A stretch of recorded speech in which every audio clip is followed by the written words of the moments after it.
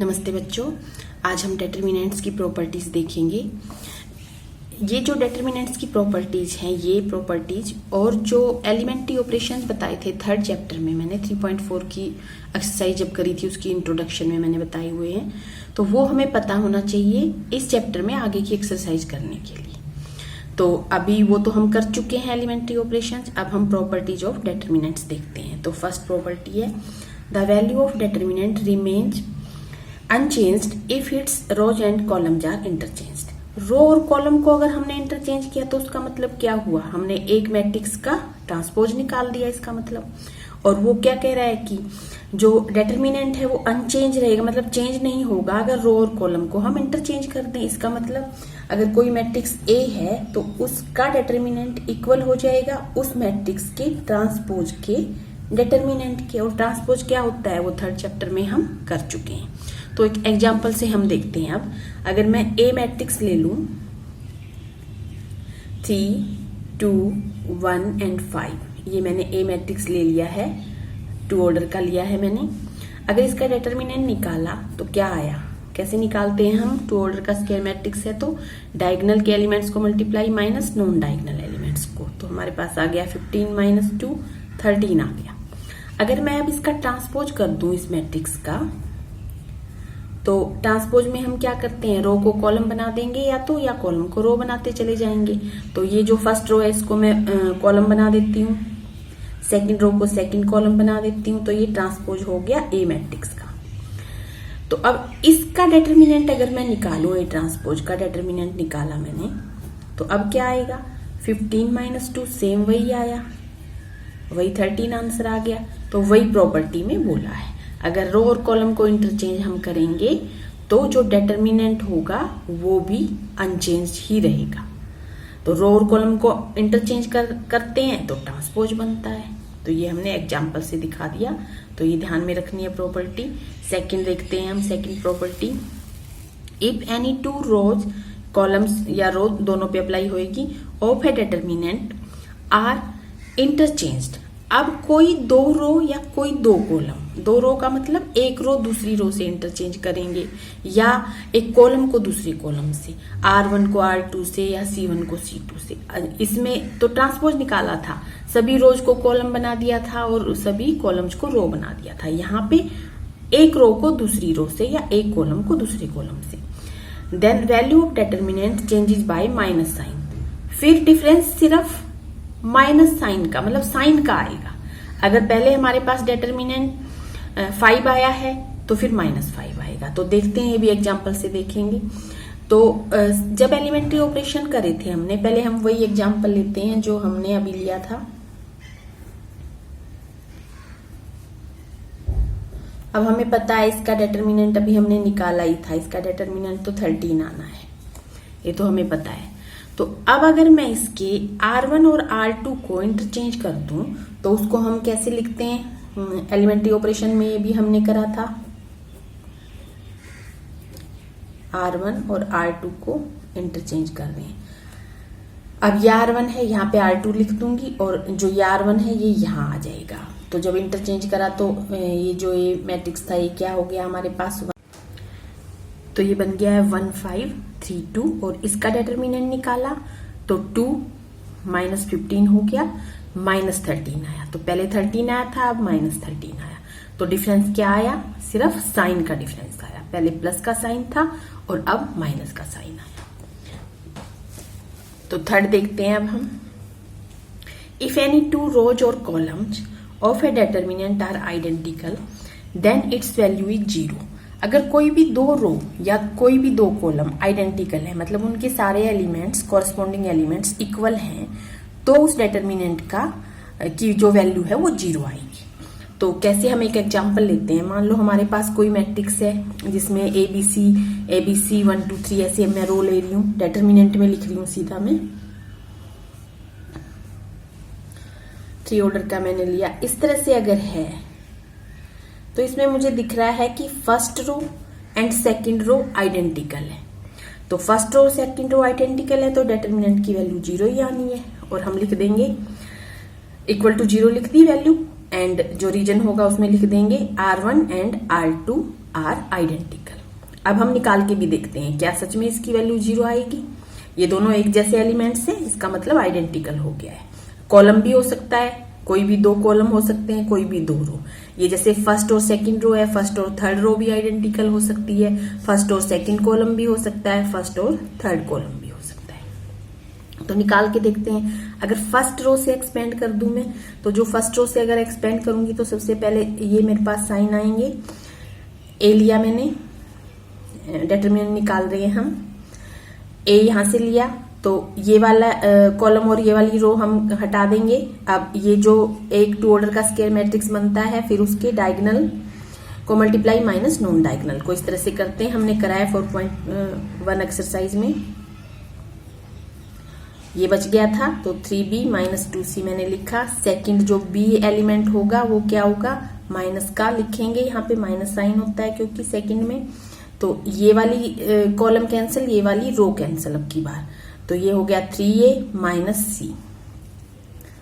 Cancel का मतलब ये नहीं कि हम इसको कैंसिल करके दिखाएंगे, हम छोड़ देते हैं। फिर ये वाला एलिमेंट है तो इस वाले कॉलम और इस वाली रो को हम छोड़ देंगे, और फिर ये जो 4 एलिमेंट्स बन जाएंगे, फिर उनसे जो 2 ऑर्डर का मैट्रिक्स हमारे पास बन जाता है, उसका जिस तरह से हम डिटरमिनेंट निकालते हैं उस तरह से यहाँ पे लिखते हैं। डायगोनल के एलिमेंट्स को मल्टीप्लाई करके माइनस नॉन डायगोनल के एलिमेंट्स को मल्टीप्लाई करके। थर्ड रह गया सी, पॉजिटिव साइन लगेगा।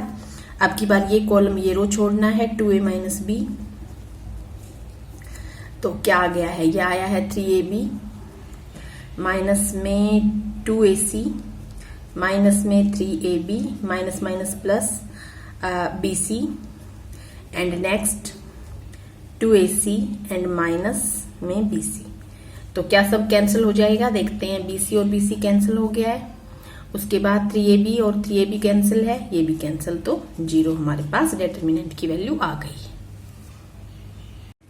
फोर्थ है, if corresponding elements of any 2 rows और columns of a determinant are proportional, proportional मतलब सेम रेशियो में है, इट्स वैल्यू विल बी 0। अब की बार भी डिटरमिनेंट की वैल्यू 0 होगी जब कोई भी 2 रो या 2 कॉलम के जो कोरस्पॉन्डिंग एलिमेंट्स होंगे वो प्रोपोर्शनल होंगे, या सेम रेशियो भी हम उसको बोल सकते हैं। अभी जो पीछे हमने एग्जांपल लिया था हम वही लेते हैं। पीछे हमने जो थर्ड प्रॉपर्टी में लिया था, हमने इस तरह से लिया था,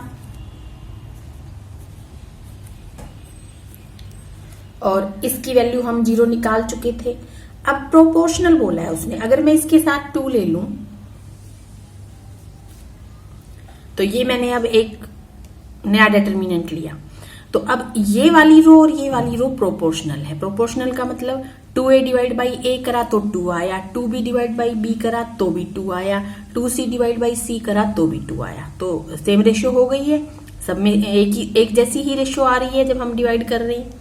तो इसका मतलब R1 एंड R2 प्रोपोर्शनल है इस डिटरमिनेंट की, तो इसकी वैल्यू भी 0 आएगी।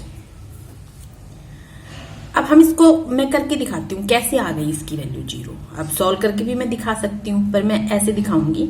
अब जब ऐसे डिटरमिनेंट हमारे पास है तो कोई भी रो या किसी भी कॉलम में अगर कोई कॉमन फैक्टर है तो हम उसको कॉमन ले सकते हैं। जैसे अब ये वाला जो डिटरमिनेंट है, इसमें से इस वाली रो में 2 हमें कॉमन दिख रहा है, तो मैं 2 को कॉमन ले सकती हूँ। तो 2 को कॉमन लिया तो ये इस तरह से आ गया हमारे पास कॉमन लेने के बाद।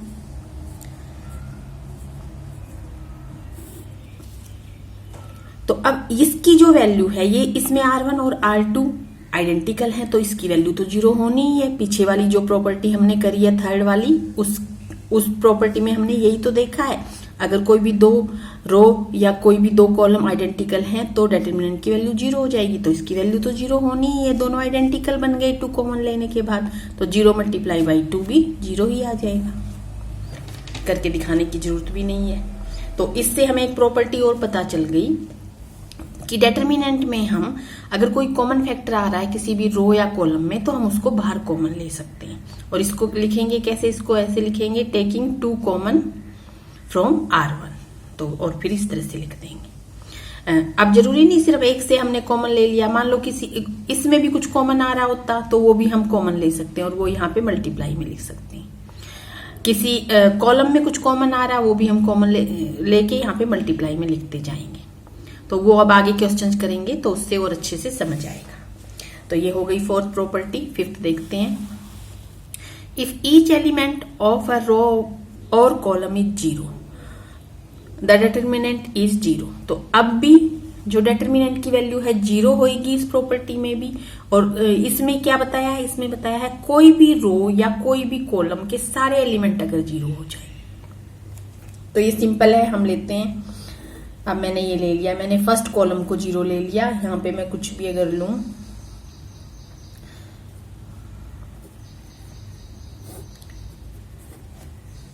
ये प्रॉपर्टी है।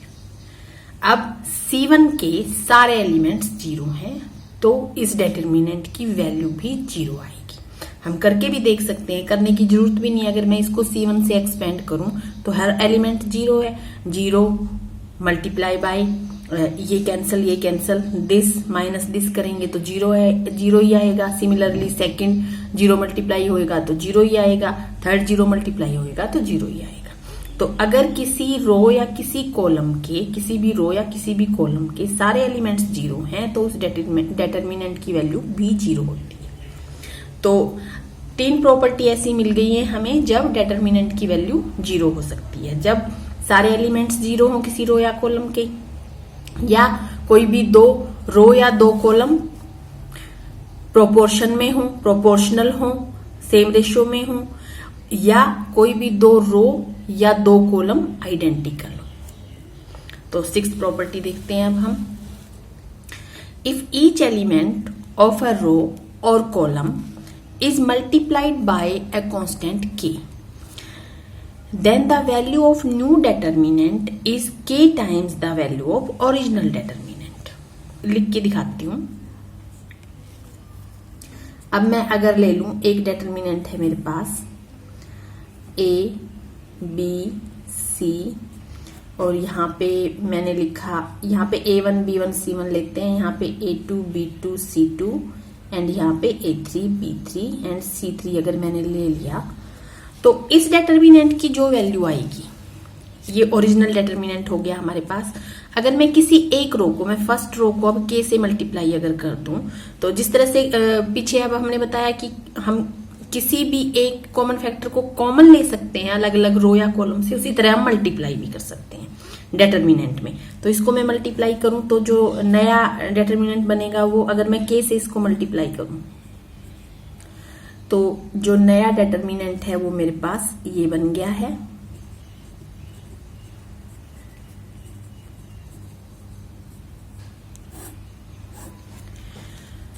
तो इसकी जो वैल्यू आएगी वो k टाइम जाएगी इसकी वैल्यू के, तो वो हमें दिख ही रहा है कि k टाइम जाएगी। अब पीछे जो एक प्रॉपर्टी बताई कॉमन लेने वाली, यहां से k कॉमन ले सकते हैं। जब यहां से k कॉमन लिया तो ये क्या बन जाएगा, ये वाला ऐसे बन जाएगा।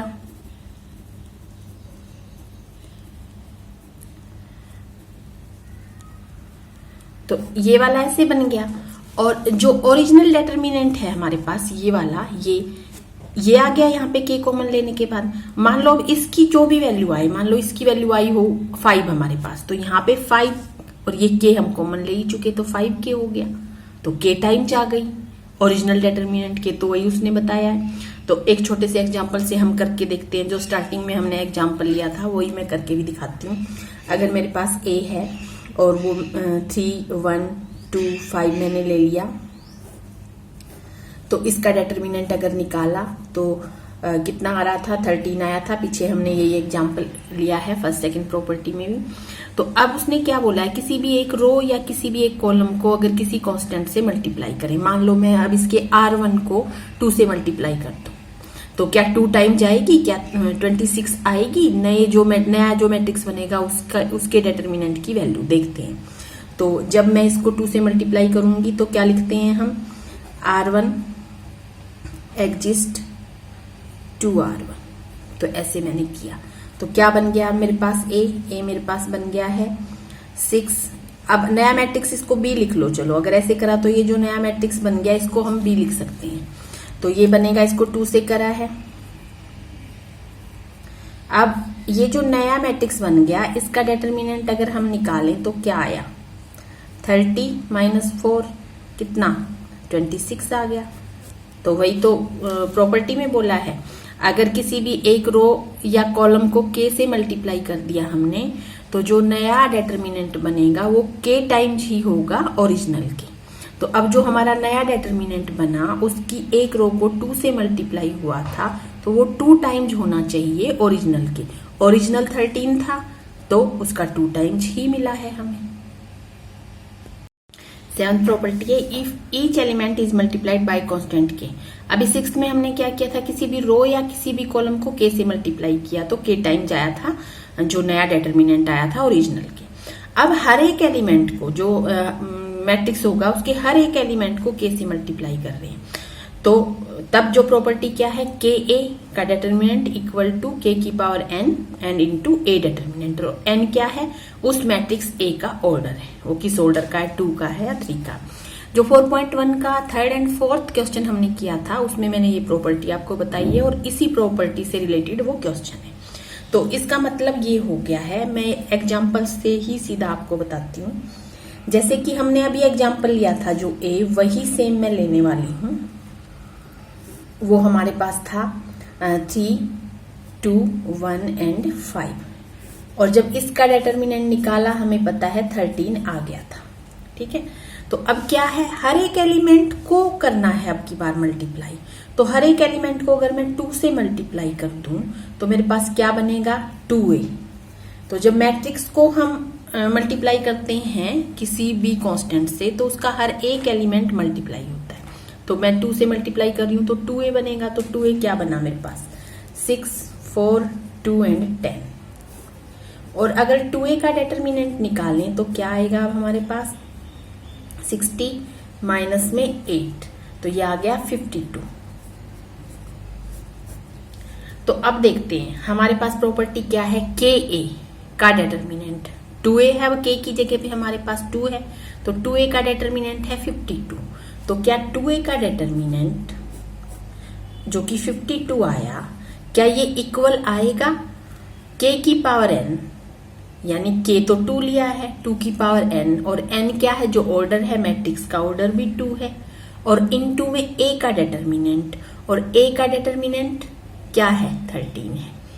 तो देखते हैं क्या ये प्रॉपर्टी सही है। 4, 2 2 जा 4 इंटू 13, 52 आ गया। तो उसका मतलब ये है, एमसीक्यू में इस तरह के क्वेश्चन जाएंगे, ये प्रॉपर्टी हमें ध्यान रखनी है। तो ये ऑर्डर है n और k कांस्टेंट है। तो मैंने आपको दिखा दिया, शो कर दिया है हमने कि हाँ ये प्रॉपर्टी इस तरह से करेंगे हम तो इक्वल आता है। 8 देखते हैं, if each element of a row और कॉलम दोनों पे apply of a determinant is expressed as a sum of 2 और मोर टर्म्स। अगर कोई भी रो या कोई भी कॉलम में 2 या 2 से ज्यादा टर्म है, मतलब ऐड हो रही हैं, 2 टर्म्स हैं या 3 टर्म हैं, तो जो उसका डिटर्मिनेंट होगा उसको भी हम 2 या 2 से ज्यादा डिटर्मिनेंट बना के उनको ऐड करके दिखा सकते हैं। कैसे, पहले मैं लिखती हूँ एक एग्जाम्पल। अगर मेरे पास एक डिटर्मिनेंट इस तरह से है, a1 अल्फा1 b1 alpha 2 c1 अल्फा3 and यहाँ पे फिर a2 b2 and c2 a3 b3 and c3। तो ये डिटर्मिनेंट इक्वल लिखा जा सकता है किसके, फर्स्ट रो में 2 2 टर्म है तो एक बार तो जो पहली टर्म है वो और बाकी दोनों रो सेम की सेम। तो लिख के बताती हूँ, a1 b1 c1 a2 b2 c2 a3 b3 and c3 और प्लस, अब फर्स्ट टर्म तो लिख दी थी, अब ये सेकंड टर्म लिखते जाएंगे, अब फर्स्ट नहीं लिखेंगे इसके साथ, पर ये दोनों सेम ही रहेंगे, ये दोनों जो थे वही चलेंगे क्योंकि ऐड 2 2 टर्म तो इसमें है, सिर्फ फर्स्ट रो में। तो प्लस में यहां लिखती हूं, जो प्लस में लिखना है मुझे, अल्फा1 अब A1 को नहीं लिखेंगे, अल्फा 2 जो छोड़ दिया था वहां पे जो टर्म वो लिखेंगे अब हम अल्फा 3 एंड बाकी दोनों रो सेम जाएंगी। और इसी तरह अगर कॉलम में भी हो तो वो भी हम ऐसे ही लिख सकते हैं।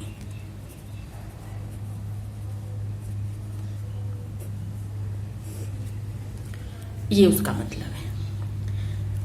9 देखते हैं। If each element of a row column, row या कॉलम दोनों पे apply, of a determinant is multiplied by same constant and then added to the corresponding element of the same other row और column, then value of determinant remain same. तो इसका मतलब क्या हुआ, पहले लिखते हैं। मान लो यहां पे मैं लिखती हूं, अगर हमारे पास ith रो है, हम उस पे अप्लाई कर रहे हैं, तो ith रो को हमने एग्जिस्ट किया और उसके अंदर हम ऐड कर रहे हैं किसी भी दूसरी रो को, मान लो jth रो को k कांस्टेंट से मल्टीप्लाई करके। या इसी तरह हम कॉलम पे भी कर सकते हैं कि ith कॉलम को एग्जिस्ट कर रहे हैं हम, ith कॉलम में k से jth कॉलम को मल्टीप्लाई करके ऐड कर रहे हैं। तो अगर इस तरह से हमने करा, ये वाला ऑपरेशन लगाया हमने, और फिर पहले हमारे पास एक मैट्रिक्स था और उस पर अगर हमने ये ऑपरेशन लगा दिया, फिर जो नया मैट्रिक्स बन गया, उन पहले वाले मैट्रिक्स और जो ये ऑपरेशन लगाने के बाद बना उसका डिटर्मिनेंट सेम आएगा, कोई फर्क नहीं पड़ेगा। तो ये जो इसने बोला हुआ है, determinant is multiplied by same constant then added to the corresponding element of the same other row or column, उसका मतलब ये है, ये ऑपरेशन है उसका मतलब। तो मैं एग्जांपल से ही करके दिखाती हूँ। जो बार बार हम a ले रहे हैं वही मैं ले रही हूँ। हम ले रहे हैं 3, 2, 1 एंड 5।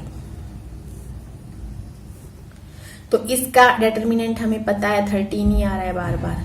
तो अब वो क्या कह रहा है, कोई भी एक रो में हमने किसी दूसरी रो को ऐड किया किसी भी कांस्टेंट से मल्टीप्लाई करके। तो अब इस पे मैं जो ऑपरेशन लगा रही हूँ वो ऐसे लगा रही हूँ कि मैं कॉलम पे लगाती हूँ। अब की बार C1 पे अप्लाई कर रहे हैं हम, और C1 में मैं क्या ऐड कर रही हूँ, 2 से मल्टीप्लाई या 3 से कर लेते हैं, 3 से मल्टीप्लाई करके C2 को। तो ये ऑपरेशन लगाया, वही बोला है उसने, तो ये ऑपरेशन लगाया। तो इससे जो नया मैट्रिक्स बनेगा, जब ये ऑपरेशन ए पे लगेगा तो ए जो बनेगा, तो क्या उसका डिटर्मिनेंट और ये सेम आएगा। प्रॉपर्टी में उसने वही बोला है कि सेम आता है, तो हम चेक कर रहे हैं। तो इसको क्या करना है, अब C1 चेंज होगा और C2 को 3 से मल्टीप्लाई करके हम उसमें ऐड करेंगे। तो अब ए क्या बन गया, ये ऑपरेशन लगने के बाद 3 में हमें क्या ऐड करना है, 3 into 1 तो 6 बन गया। अब 2 में हमें क्या ऐड करना है, 5 into 3 15, तो ये 17 बन गया। और C2 पे कोई चेंज होता नहीं है, जिस पे अप्लाई कर रहे हैं उसी में चेंज होता है। तो ये हमने 3.4 किया है जब इस तरह के ऑपरेशन लगाए हैं। तो आप उसको अगर नहीं किया है किसी ने तो उसकी प्रैक्टिस करोगे तो इन ऑपरेशंस की भी प्रैक्टिस हो जाएगी। तो अब इसका डिटर्मिनेंट निकालें दोबारा से, तो ये हो गया 30 और माइनस में 17, 13 ही होता है इक्वल, तो कोई फर्क नहीं पड़ा, डिटर्मिनेंट सेम आया। तो ये इसका मतलब था इस प्रॉपर्टी का। 10th देखते हैं।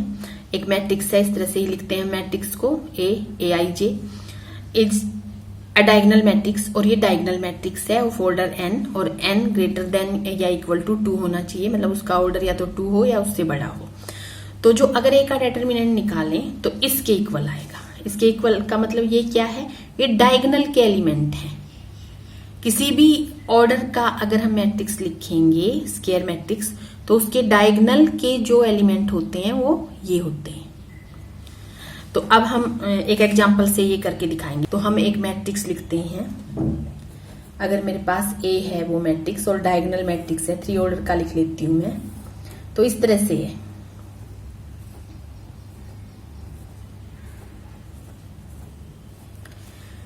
तो ये डायगोनल है, तो डायगोनल में 1 2 3 है, बाकी जो नॉन डायगोनल एलिमेंट्स हैं वो सारे 0 हैं। तो ये एक डायगोनल मैट्रिक्स है, जो जब टाइप्स हमने पढ़ी थी मैट्रिक्स की तो उसमें मैंने ये बताया हुआ है।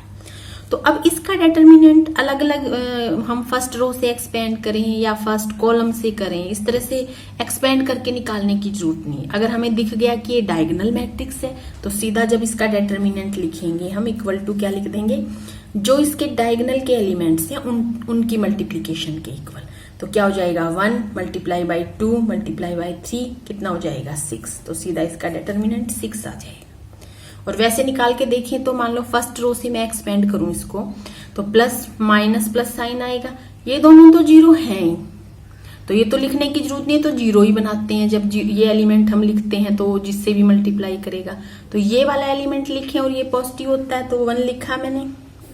और अब ये वाला कॉलम और ये वाली रो हटाएंगे तो 3 2 जा 6 माइनस 0 तो 6 ही आ गया, अगर मैंने एक्सपेंड करके भी निकाला तो डायगोनल अगर मैट्रिक्स है तो उसका हम सीधे से डिटर्मिनेंट डायगोनल के एलिमेंट्स को मल्टीप्लाई करके निकाल सकते हैं। तो नेक्स्ट एक छोटी सी प्रॉपर्टी है, if A and B are square matrix of same order, A और बी सेम ऑर्डर के स्केयर मैट्रिक्स हैं, तो अगर हम पहले ए और बी को मल्टीप्लाई कर दें और जो नया मैट्रिक्स बने उसका डिटर्मिनेंट निकालें तो वो इक्वल ही आएगा अगर हम ए के डिटर्मिनेंट और बी के डिटर्मिनेंट को अलग अलग निकाल के मल्टीप्लाई करें। तो ये सिंपल है, दिखाने की जरूरत नहीं है। तो ये भी एक प्रॉपर्टी ध्यान में रखनी है। प्रॉपर्टीज ध्यान में रखने का मतलब है कि जब हम छोटे छोटे क्वेश्चंस करेंगे, एमसीक्यूज के क्वेश्चंस करेंगे तो वो हम जल्दी से कर पाएंगे। 12th, इफ इसी तरह से एक मैट्रिक्स दिया है, जैसे हम लिखते हैं if A equal to A I J is triangular matrix of order N then determinant of A equal to this. वही डायगोनल के एलिमेंट्स को मल्टीप्लाई कर रखा है इसमें भी, जैसे अभी हमने 10th प्रॉपर्टी पढ़ी है। तो सबसे पहले ट्रायंगुलर मैट्रिक्स क्या है वो मैं बता देती हूँ, शायद मैंने पीछे नहीं बताया है। ट्रायंगुलर मैट्रिक्स में भी दो टाइप हैं, एक अपर ट्रायंगुलर मैट्रिक्स और एक लोअर ट्रायंगुलर मैट्रिक्स। अपर लिखती हूं पहले मैं,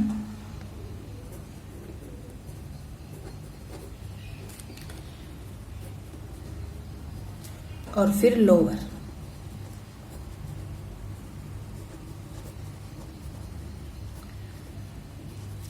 जो अपर ट्रायंगुलर मैट्रिक्स है उसमें जो डायगोनल होता है उसके नीचे के सारे एलिमेंट्स जीरो होते हैं। All elements below diagonal are zero. All elements below diagonal are zero. दोनों के एग्जाम्पल लिखूंगी अभी। और जो लोअर ट्रायंगुलर मैट्रिक्स है उसमें all elements above the diagonal are zero.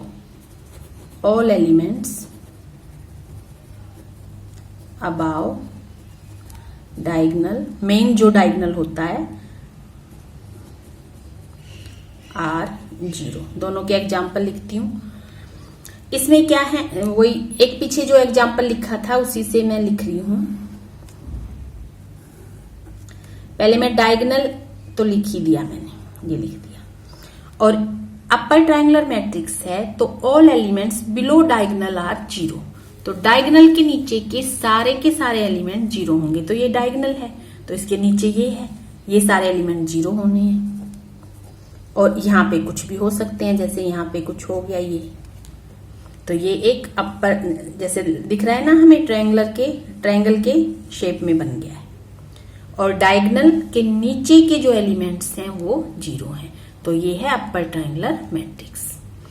तो अपर ट्रायंगुलर मैट्रिक्स अगर हमारे पास है, इस तरह से भी अगर हमारे पास मैट्रिक्स है, तब भी अगर इसका डिटर्मिनेंट हम निकालेंगे, अगर ये ए है तो अगर इसका डिटर्मिनेंट हमें निकालना है तो वो भी उसी तरह निकालेंगे जैसे डायगोनल मैट्रिक्स का हमने निकाला था। कैसे निकाला था, 10th जो प्रॉपर्टी बताई है, डायगोनल के जो एलिमेंट्स हैं उनको मल्टीप्लाई कर देंगे, 3 2 जा 6, तो इसका भी 6 ही डिटर्मिनेंट आएगा। तो इसका भी एक एग्जाम्पल लिख देती हूं मैं, इसी एग्जाम्पल को लिखेंगे इसमें। अब डायगोनल तो यही लिख लिया 1 2 एंड 3, और अब की बार जो all elements above diagonal zero होने हैं तो ये जीरो होंगे अब की बार, और नीचे हम कुछ भी लिख देंगे। तो अब ये एक ट्रायंगल की शेप बन गई नीचे, तो इसका मतलब लोअर ट्रायंगुलर मैट्रिक्स। और जब लोअर ट्रायंगुलर मैट्रिक्स है हमारे पास, उसका भी अगर हमें डिटर्मिनेंट निकालना है तो मान लो ये भी ए ही है, तो इसका भी डिटर्मिनेंट इसके जो डायगोनल के एलिमेंट्स हैं उनको मल्टीप्लाई करके मतलब कि 6 ही आएगा, ये 1 है। तो ये हो गई है प्रॉपर्टीज। अब इन्हीं प्रॉपर्टीज से रिलेटेड है हमारी 4.2 एक्सरसाइज, जो कि बहुत इंपॉर्टेंट है, जो अब नेक्स्ट वीडियो में हम करेंगे। और उससे पहले आप लोग एक बार एलिमेंट्री ऑपरेशंस को भी ध्यान से देखना।